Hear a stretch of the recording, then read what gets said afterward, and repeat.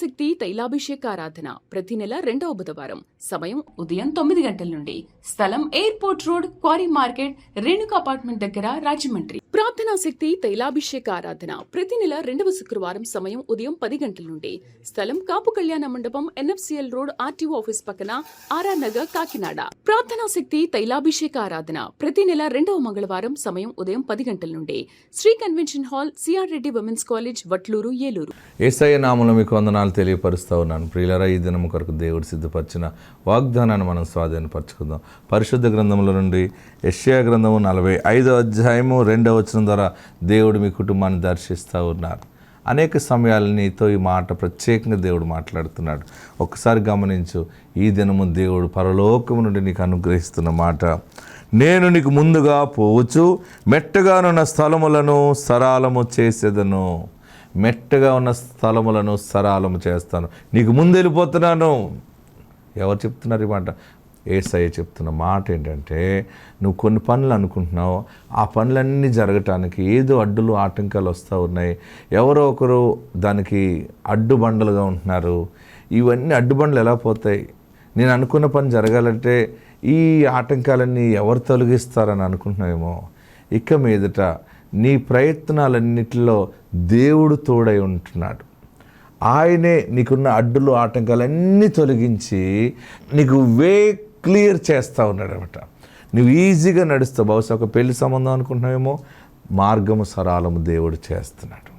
ఎవరైనా జరగకుండా చేయటానికి ఎన్నో ప్రయత్నాలు జరుగుతున్నాయేమో, కానీ దేవుడు ముందుగా వెళ్ళి దానిని నెట్టివేసి శుభకార్యం జరగటానికి మార్గము సరళం చేస్తున్నాడు.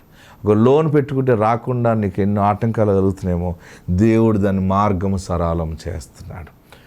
నీ జీవితంలో జాబు ప్రయత్నం చేస్తున్నావు, రాకుండా అనేక మంది అడ్డుపడుతున్నారేమో, నీ ముందుగా ఆయన వెళ్ళి దాన్ని సరళము చేస్తున్నాడు. నీ విషయంలో తాకట్టున్నది వదిలిపించుకోవటానికి అడ్డులు ఆటంకాలు వస్తున్నాయేమో, మళ్ళీ ఇవ్వనంటున్నారేమో. అది భూమి అవ్వచ్చు, వస్తువులు, వాహనాలు, ఏదైనా నీ ముందు దేవుడు వెళ్ళి వాటన్నిటినీ క్లియర్ చేస్తున్నాడు. ఎవరు నీకు అనుకూలంగా జీవించాలని అనుకుంటున్నావో, ఏ అడ్డులు ఆటంకాలు శోధనలు అప్పులు పోవాలని అనుకుంటున్నావో, నీకు ముందుగా నీ జీవిత ప్రయాణంలో దేవుడే నీ ముందు నడుస్తాడు. నీకు మాట ఇస్తున్నాడు ఆయన. మెట్టగా ఉన్న స్థలములను సరళము చేస్తానన్నాడు. ఇక అడ్డులు ఆటంకాలన్నీ తొలగిస్తాడు. నువ్వు చాలా క్లియర్గా ఉన్న దారిలో ప్రయాణం చేస్తావు, నెమ్మదిగా ప్రయాణం చేస్తావు, ఆత్మశాంతి కలిగి ఉంటావు. ఆత్మ నీకు తోడై ఉండును గాక. God bless you. వాక్య భాగంలోకి వెళ్దాం.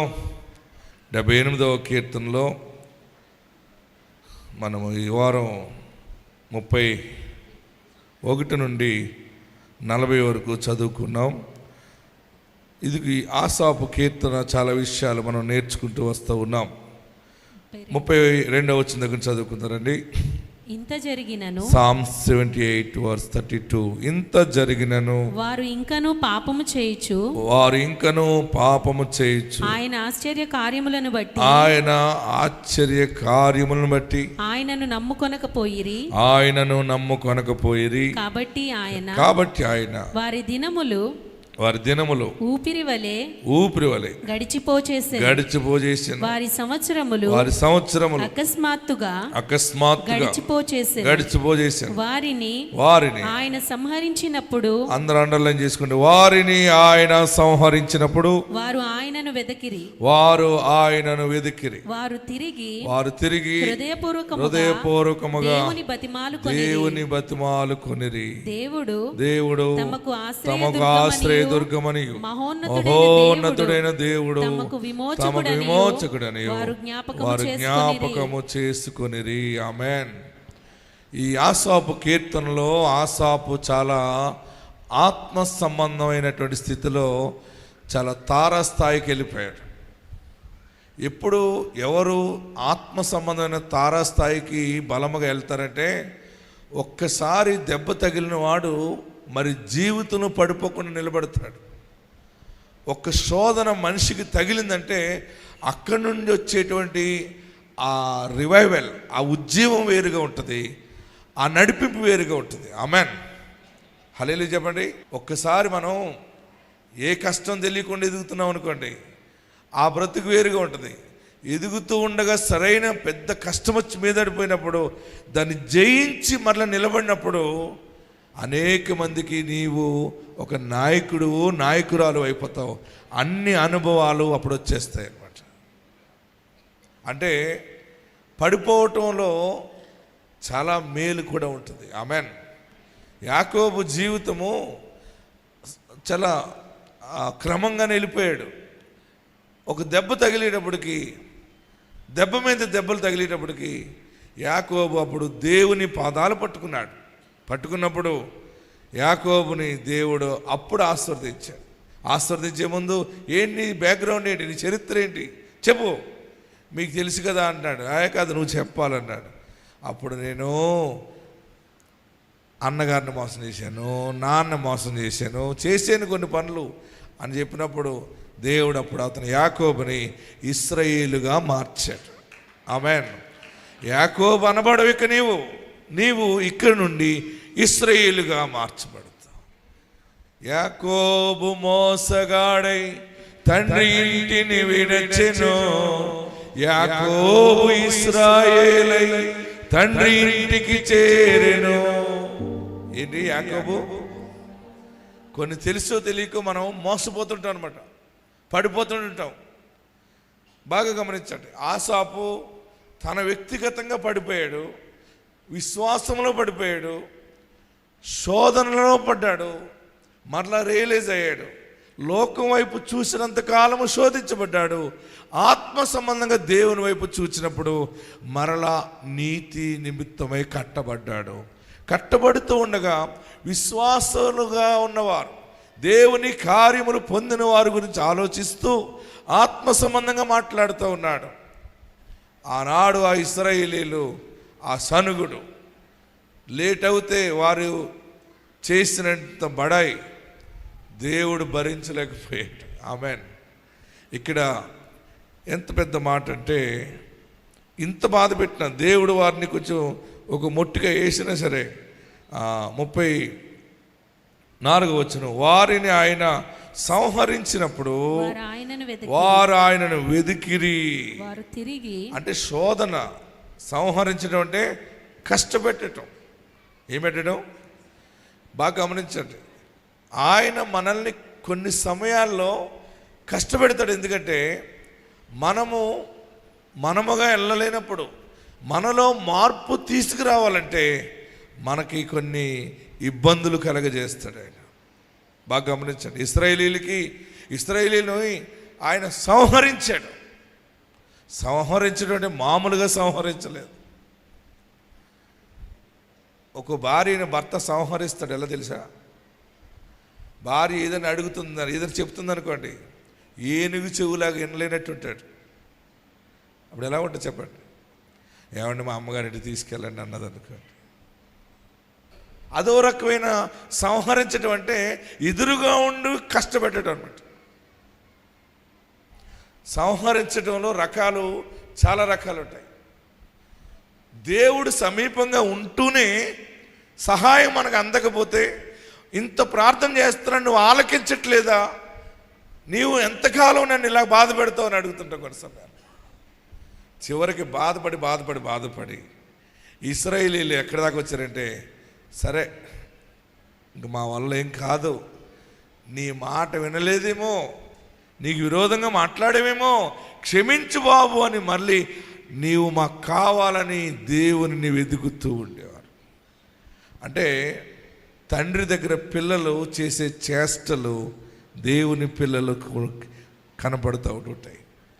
పరమ తండ్రి దగ్గర కొన్ని సమయాలు మనము సనుగుతూ ఉంటుంటాం.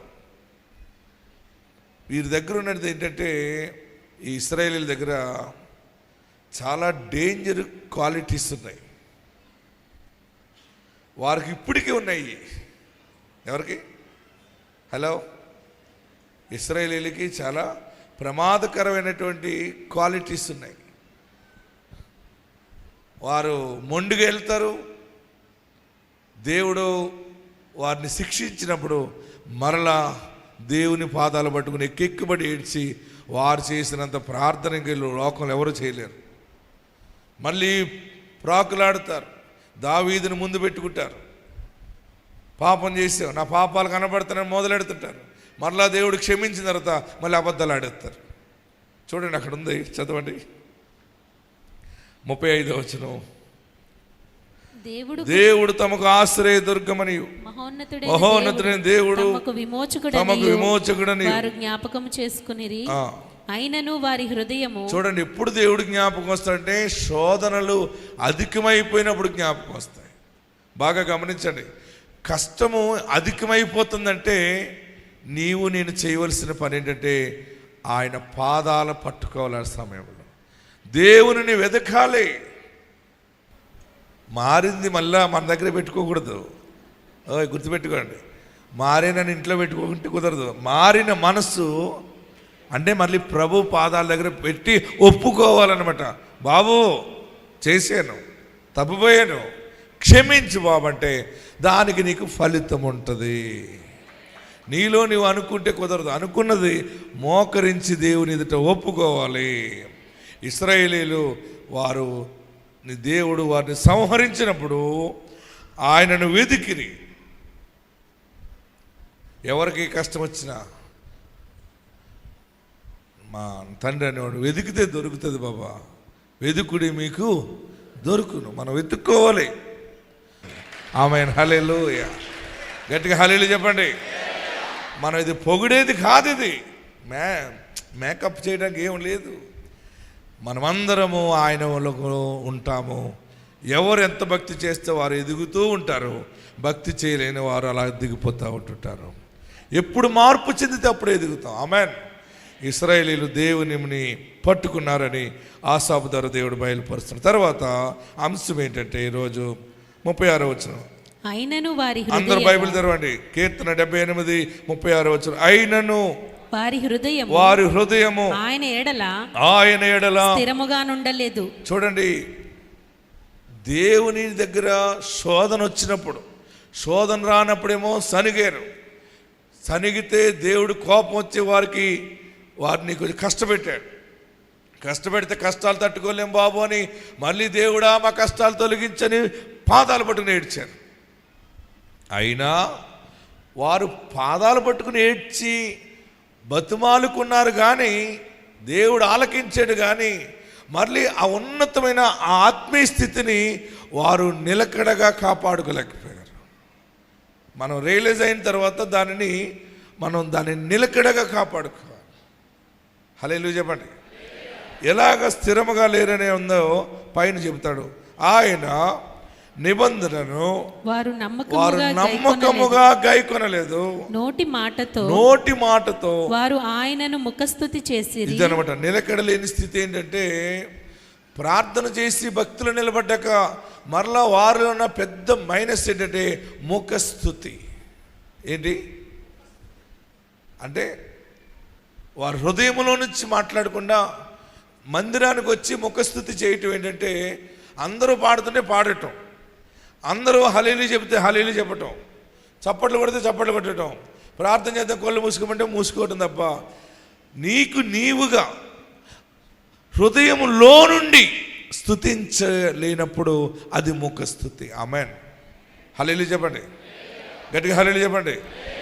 మీరు చేసే ముఖస్తుతి ఎలాగ ఉంది అంటే ఆరాధనలో ఈ మాటలు చాలా అవసరమై దేవుడు ఈరోజు మనకు చెప్తున్నారు. ప్రార్థనలో ఉన్నప్పుడు, స్తుతిస్తున్నప్పుడు, పాడుతున్నప్పుడు ఆ పాటను మనం అనుభవించుతూ పాడాలి. ఎలా పాడాలి? ఎక్స్పీరియన్స్ చేయాలి. ఇందాక పాడాం కదా, రోగము కొరకు దేవునికి ఎన్నో మొక్కులు మొక్కుతారు. ఆ రోగం పోతే దేవుని మాట. ఇప్పుడు ఇల్లు కట్టుకున్నావు అనుకోండి, ఆ ఇంటికి కట్టుకున్నప్పుడు ఇల్లు అప్పుడు సాక్ష్యం చెప్తావు, ఎంతో పెద్ద మంచి సాక్ష్యం చెప్తావు. ఆ సాక్ష్యము ఆ వారం రోజులు 10 రోజుల దాకా ఆ స్మెల్ ఉంటుంది. ఏది? ఆ టెస్టిమనీ స్మెల్ ఉంటుంది. తర్వాత అది ఏమైపోతుంది చెప్పరే మీరు అందరూ? మరలా నెల 2-3 నెలల తర్వాత అది అడిగైనా వచ్చింది అంతే అనుకుంటాం. ఆ ఇంటి గురించి ప్రతిరోజు నువ్వు దేవుని స్తుతించాలి. నిజముగా దేవుడు నీకు ఇచ్చిన వస్తువు అయినా, ఆస్తి అయినా, మనిషి అయినా, ఏది నువ్వు కలిగి ఉన్నావో ప్రతి సమయము దేవునికి కృతజ్ఞతాస్తుతులు ఆ వస్తువును బట్టి, ఆ వ్యక్తిని బట్టి, ఆ యొక్క వాహనాన్ని బట్టి దేవునికి ఆ పరిస్థితులన్నీ తలపోసుకుంటూ కృతజ్ఞతాస్తుతులు చెల్లించాలి. ముఖస్థుతి ఏంటంటే ఇల్లు ఇచ్చినందుకు వందనాలు బాబు అంటే అలా చెప్పాలని చెప్తున్నావు అంతే, అది ముఖస్థుతి. వ్యాపారం ఇచ్చా నీకు వందనాలు, రక్షణ ఇచ్చా నీకు వందనాలు, అలా కాదు. రక్షణ ఎంత గొప్పది, ఎంత గొప్ప రక్షణ ఈరోజు నువ్వు నాకు ఇచ్చావు, నా బిడ్డలకు ఇచ్చావంటే మేము ఎంత యోగ్యులము బాబు, యోగ్యత లేని మాకు రక్షణ భాగ్యం ఇచ్చావు అని దాని గురించి వివరణ నీకు నీవుగా ధ్యానము చేస్తే వస్తుంది. అందులో నుండి స్తుతి వెళ్ళాలి. ఆమేన్. హల్లెలూయా చెప్పండి, గట్టి హల్లెలూయా చెప్పండి. పాటలు పాడినప్పుడు అందరూ పాడుతున్నారని పాడటం, ప్రార్థన అయిపోయిన తర్వాత పలహారం పెట్టారని పలహారం తిని వెళ్ళిపోకూడదు. పాడేటప్పుడు అనుభవించాలి, ఆరాధించేటప్పుడు అనుభవిస్తే నీకు సెలైన్ ఎక్కినట్టు ఎక్కేస్తుంది ఆశీర్వాదం. ఒక నూతన బలం వచ్చేస్తుంది మనకి. మీరు పాట పాడుతున్న ప్రతి సమయము ఆ పదాలని బాగా ధ్యానం చేయాలి. నిజముగా బలం ఉన్నప్పుడు నాకు ఈ బలం ఇచ్చావు, నాకు ఈ ఆరోగ్యం ఇచ్చావు నాయనా, నీకెంత వందనాలు బాబు. ఈ బలమంతా నీ సేవ కొరకు వాడుకోవాలి. నా బలమంతటితో పాటలు పాడాలి, నా బలమంతటితో సాక్ష్యం ఇవ్వాలి, నా బలమంతటితో వాలంటరీ చేయాలి, అనేక మందిని నీ నామంలోనికి నడిపించాలి. ఇలాగ మనము తలపోసుకుంటూ స్తుతించటం అది పరిశుద్ధమైన ఆరాధన. ఆమేన్. అయితే ఇశ్రాయేలీయులు ముఖస్తుతి చేస్తూ ఉన్నారు. నోటి మాటతో వారు ఆయనను దేవుడు ఎర్ర సముద్రం దాటించాడు అయిపోయింది అంతే. ఎర్ర సముద్రము దాటించాడంటే ఒక సముద్రము 2 పాయలు అవుతుందా? దేవుడి బలం ఎంత గొప్పది. ఇలాగ ఆలోచన చేయటం, లేవటం మర్చిపోయి దాటించాడు, వచ్చేసాం, నడిపించాడు, అయిపోయింది, పెట్టాడు, తిన్నాం. ప్రియులరా, ముఖస్తుతి చేసే విశ్వాసిగా ఉండొద్దు. దేవుడు ఇంతవరకు నీ బ్రతుకులు చేసిన ప్రతిదాని కొరకు కృతజ్ఞత కలిగి స్తుతులు చెల్లిస్తూ ఉంటే నీవు సరైన స్టాండర్డ్లో నీ హృదయం ఉంటుంది. ఆమేన్. గట్టిగా హల్లెలూయా చెప్పండి. మీరు నేను చర్చికి వచ్చి పాటలు పాడి వెళ్ళిపోయేది ముఖస్తుతి. మందిరానికి వచ్చినప్పుడు హృదయ భారముతో వస్తాం. మనం ధ్యానిస్తే దేవుడు ఈ రోజు వరకు నిలబెట్టాడు, ఈ రోజు వరకు నన్ను బ్రతికించాడు, ఇంతవరకు ఎన్నో సమయాలు ఆదరించాడు. ఆ మహానుభావుని దగ్గరికి పరిశుద్ధులందరితో కలిసి నేను ఆరాధన చేయాలని ఒక భావముతో రావాలి ఆరాధనకి. హల్లెలూయా. ఆరాధనకి స్టైల్ కొట్టడానికి, మన స్టైల్ చూపించడానికి రకరకాల సందర్భాలు భావాలతో అనేక మంది అనేక రకాలుగా వస్తాం. కానీ మనము దేవునికి మన ఆత్మీయ స్థితి చూపించుకోవటానికి రావాలి తప్ప మనుషులు ఎవ్వరికి ఏదో చూపించడానికి రావటం కాదు. నీ డ్రెస్ కోడ్ అయినా ఏదైనా వేసుకో, ఎలాగైనా ఉండు, నీ హృదయము దేవుని ఎదుట పవిత్రముగా కాపాడుకో. ఆమేన్. హల్లెలూయా. వారు ఇశ్రాయేలీయులు ఏం చేశారో చెప్తున్నాడు అక్కడ. ముఖస్తుతి చేసిరి. చాలామంది భర్తలు భార్య విషయంలో ముఖస్తుతిగా మాట్లాడతారు. నీవు దేవునికి ముఖస్తుతి చేయటం లేకుండా నీవు ఆత్మస్తుతి చేయగలిగితే నీ బ్రతుకంతా అదే వస్తుంది. ఇక్కడ మారితే అన్నీ మారిపోతాయి.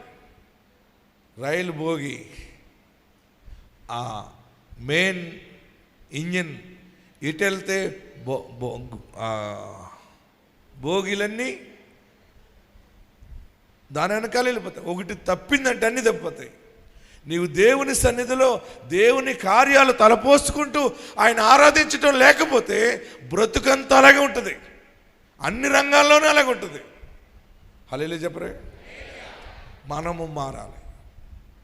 ఈరోజు కుటుంబంతో చూసే కృప, పిల్లలతో ఉండే గడిపే జీవితము ఇచ్చేవు అంటే ఇది నీ ప్రేమ తప్ప మరొకటి ఏది లేదని ఉదయకాల సమయంలో స్తుతిస్తూ ఉన్నా. మనం ప్రతి సమయము నీ బిడ్డలను చూసి నువ్వు దేవుని స్తుతించాలి. నీ కుమారుని చూస్తూ నువ్వు దేవుని స్తుతించాలి. నీ కుమార్తెను చూస్తూ దేవుని స్తుతించాలి. నువ్వు దేవుడికి ఇచ్చిన ఇంటిని చూస్తూ దేవుని స్తుతించాలి.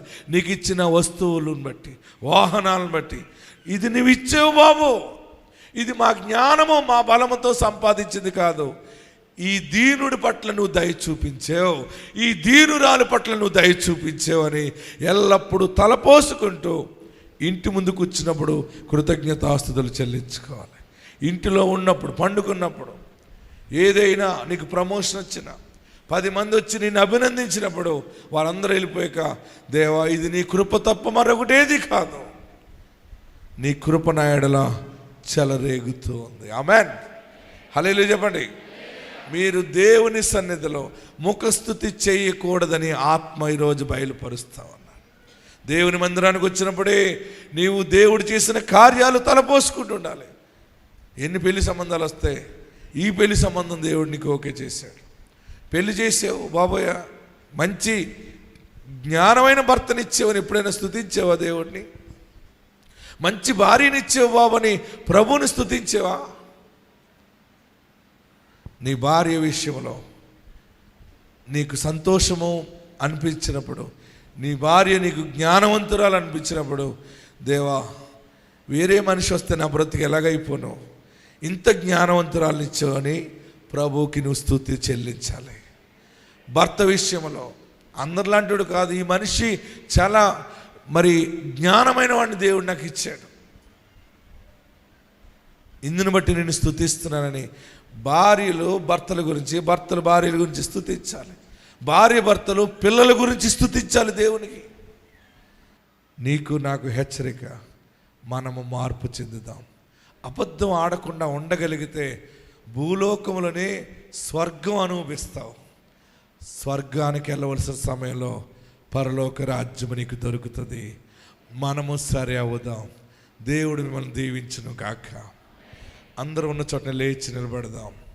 ప్రభువా, కొన్ని అబద్ధాలు ఆడుతున్నాను, కొన్ని అబద్ధాలు తెలిసి మాట్లాడాను, ఏం కాదులే, నేను ఎందుకు మాట్లాడానో దేవుడికి తెలుసులే అని నీలో నీవే వాత వేయబడిన మనస్సాక్షిగా రాజీ పడుతున్నావు.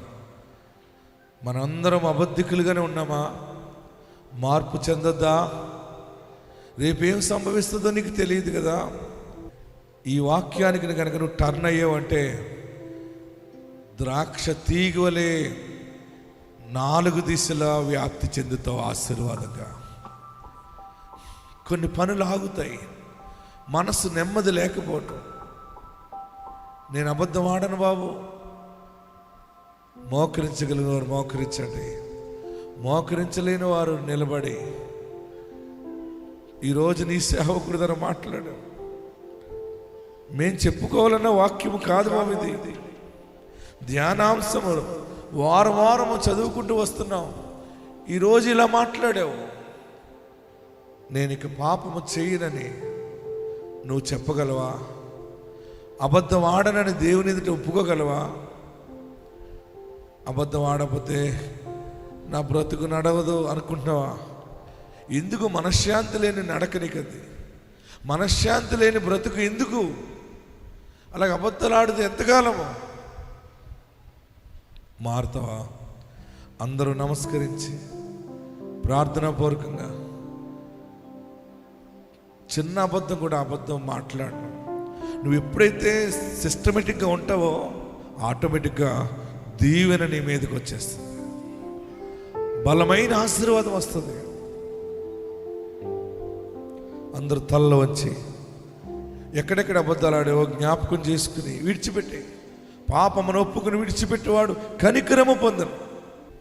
అబద్ధం వల్ల ఎంత ధనం వచ్చినా ఉండదు, అది అబద్ధం వల్ల ఎంత ఆస్తి వచ్చినా ఉండదు. అది నేను జయించినని అనుకుంటావేమో, మరలా తిరిగి లేకుండా స్థాయికి తెగిపోతాం. మరలా నీతి నిమిత్తమైనది కొంచెమైనా అది జీవదాయకమే.